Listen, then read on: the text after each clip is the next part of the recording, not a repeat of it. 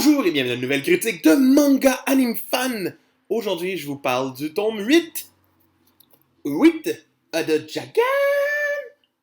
Dans le fond, un tome qui va se passer totalement dans le super parc d'attractions de Deaderland, où Jakazaki a amené Belle en date, parce que, tu sais, un parc d'attractions ouvert juste la nuit qui s'appelle Deaderland.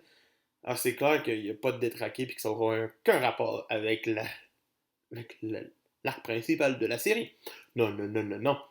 Mais on a aussi la gang de jeunes amis qui sont aussi sortis avec notre super homme dans le corps d'une femme.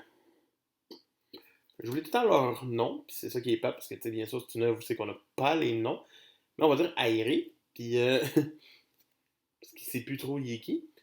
Donc, on reprend avec, bien sûr, le concept total de Deaderland, qu'il faut qu'il y ait monté des points pour éventuellement se ramasser au château, après 10 000 points, des DP, si je ne me trompe pas, des DP, oui, des Deader Points. Dans le fond, ils font des petites attractions, ils reçoivent des points, cool, Jakazaki démarre ça.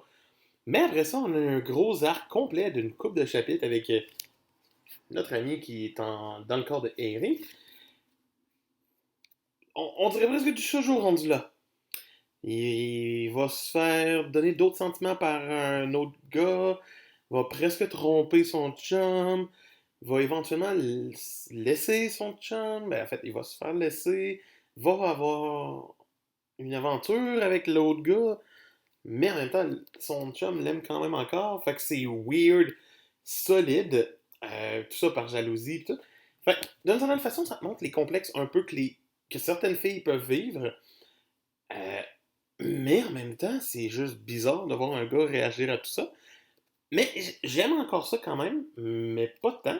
J'ai plus aimé la deuxième partie, où Jakazaki va se battre contre l'homme au masque Tengu, qui est un semi-détraqué, qui contrôle des bactéries dans le fond, puis qui va dominer solide, et qui va lui donner le choix du tramway entre tuer 5 innocents ou Belle. Et Jakazaki va choisir les 5 innocents, même si Belle décide que non. Puis il va se faire sauver par son allié quand même, au moins. Mais les innocents vont mourir. Pour après ça qu'on apprenne que Belle se fasse capturer. Et qu'on apprend que le maître des lieux, dans le fond, son but c'est de créer comme une armée de semi-détraqués. Fait qu'il fait juste accomplir les pulsions des gens qui ont assez de points pour venir au château. Fait que c'est quand même assez pété comme tome 8, avec bien des concepts assez intéressants encore une fois.